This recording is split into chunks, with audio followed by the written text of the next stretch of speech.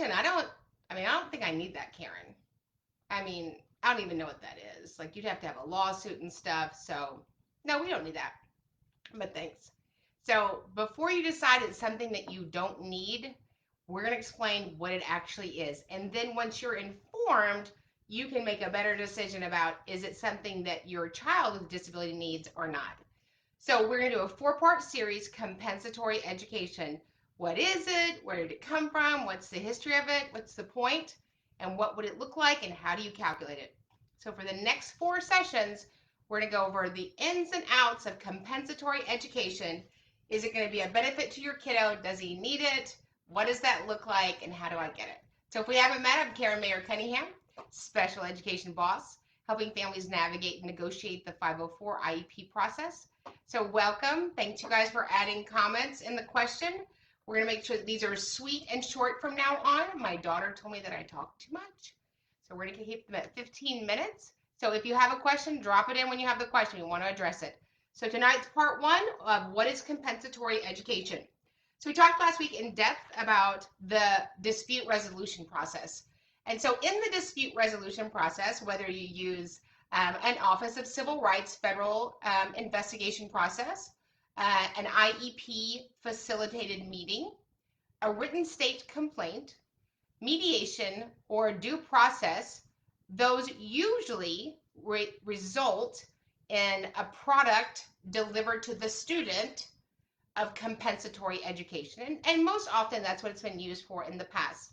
We're in a very unique situation, first time in my lifetime, maybe it's happened more in yours, that the world shut down. So 6 million children in America receive special education. They did not receive their complete IEP. They didn't. There's no way they could have. They were at home. The school was closed. Those 350 to 400 instructional minutes a day did not happen. Somewhere between 8 and 10 weeks. So if you're at 10 weeks, it's about 17,500 minutes of specialized instruction from bell to bell across content that your student was not delivered. Did we have something different at home to extend learning? Absolutely.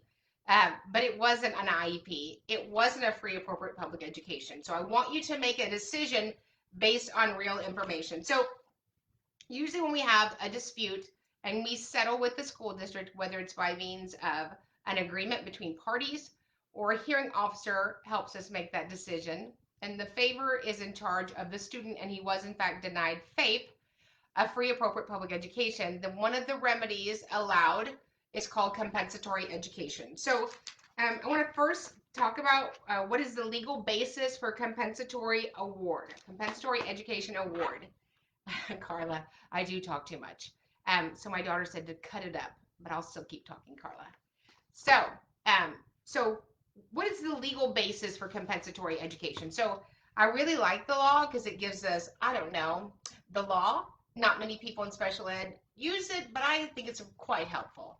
So the legal basis for compensatory education award, the courts and hearing officers are empowered to grant such relief as they determine is appropriate.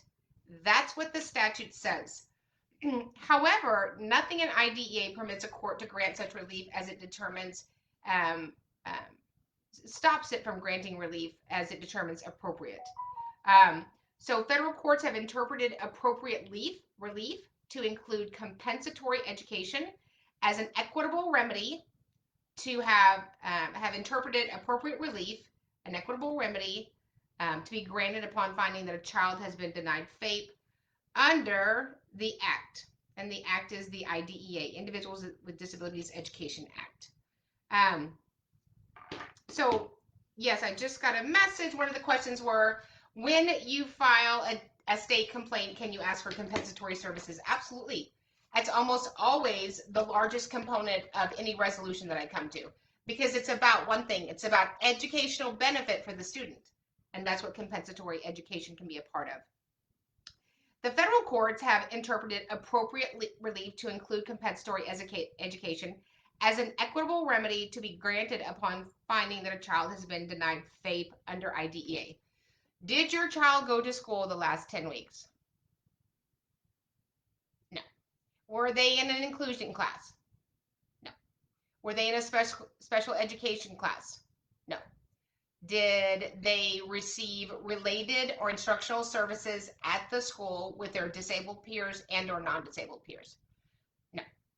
Were you in your living room? Yes. So there's no question that students have been denied FAPE. So we are all due a meeting when we return to school for consideration of compensatory time. And so before you kibosh that and say, oh, I don't need that, let me tell you what it is, and then you can make a better decision about, it's not whether or not you need it, it's whether or not your child needs it. Well, Karen, I just don't think I need that. So here's what you don't know. You don't know what you don't know. You don't know the impact that COVID is going to have on our kids with differences. And we might not know it for 24, 36 months. So we can't say, oh, he's doing great at home, he's happy, we haven't had any problems. We haven't gone back to school. If you remember, special education was granted to him because he had a need where?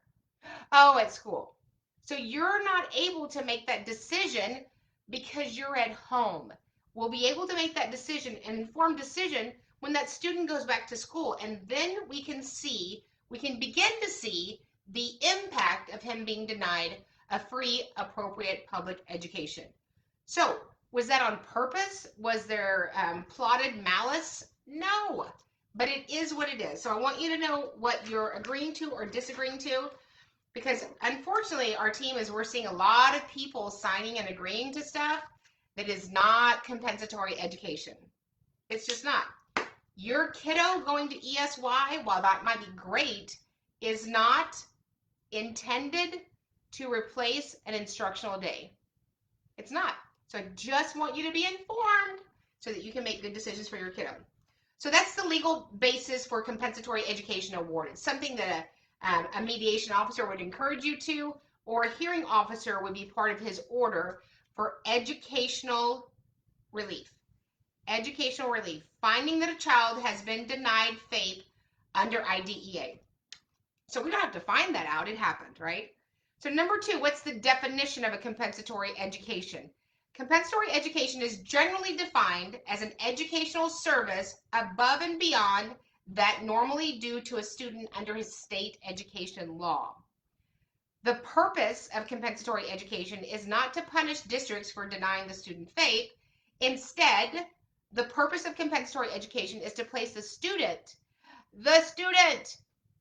in the position that they would have been had the district provided the appropriate services in the first place. So we want to get Billy Smith back to where he would have been had COVID not happened. That's the intention. So a lot of times as families, we're like, oh, well, you know what? My child's not doing as bad as Carla's child's doing. My child's not doing as bad as Karen's kid's doing. My child's not doing as bad as Trisha's kid's doing. That's not the measurement. That's not the measurement. Where was his rate of progress? What was the expectation? We'd had 27 weeks of instruction. What would have happened that last grading period? What were you headed to? And we're supposed to return him to that area and that place. That is the definition of compensatory education. So what is it for? It's to deliver appropriate relief. What's the definition? And it is providing a product to place the student in a position that they would have been if this didn't happen. Okay, so we have the legal basis, we have the definition, and now let's talk about the purpose. The purpose of special education. The guide in any compensatory education decision should be stated that the purposes of IDEA include the following.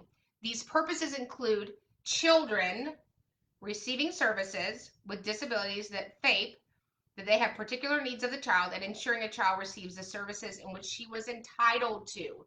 Your kiddo was entitled to these services. We agreed upon them. Compensatory services are an appropriate equitable relief when the responsible educational authority has failed to or not been able to provide a child with a disability appropriate education as required by IDEA. The remedy is designed to deliver an eligible student with the services that the student should have already been receiving, as the IDEA guarantees. The IDEA guarantees a free, appropriate public education. As a result, the particular form of the compensatory award will vary case by case. Okay? So case by case is, that sounds individualized, right? So it's individualized based on your student's needs. That being said, here's some more information. Compensatory services are likely warranted where a district revised an IEP. And it had no relation to any diagnostic information that would have supported a change in the student's placement. That sounds like what's happened, right? Compensatory services are likely to be warranted when a school district revised an IEP and had no relation to any diagnostic information. So all of these amended IEPs that went out in the middle of the night for tens of millions of children, that's a problem. Compensatory education can also serve as a remedy when there's a violation of procedural safeguards. Compensatory education is especially appropriate when the procedural errors resulted in a delay of the provision of FAPE or the student's IEP and was deprived of FAPE. Okay, so that's the legal background. That's the definition. And then that tells you the purpose of it. So the purpose of it is not whether or not you think he needs it. It's for an educational relief to the student. Now, that being said, we will have lots of kiddos that we serve that won't have a need for specialized instruction in a product called compensatory education. Hear me, that's not what I'm saying. I'm not saying that we should all just get some because we can get some. We want it to have what? A meaningful benefit. But before you say with clarity, he doesn't need that, at least wait before you say that or sign that until we have at least one grading period. At least one grading period. Because you don't know what you don't know. You don't know how this has impacted him psychologically, emotionally, cognitively, behaviorally, academically, socially, functionally, all the lees. You don't know yet, right?